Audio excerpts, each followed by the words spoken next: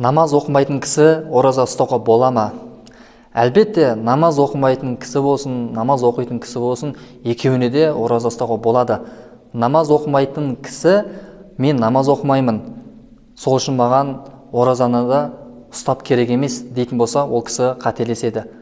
Намаз ол бөлек парыз, ораза ол бөлек парыз. Бірақ намаз оқымайтын кісі ораза айында, Рамазан айында ораза ұстауымен сондай-ақ намазды қосымша бастайтын болса, бұл нұр үстіне нұр болады.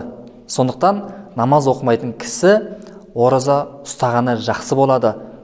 Қосымша 5 уақыт намазға ниет етіп, осы берекелі айда 5 уақыт намазға, құлшылыққа аз да болса қадам жасап, жақсылыққа ұмтылғаны жақсы болады.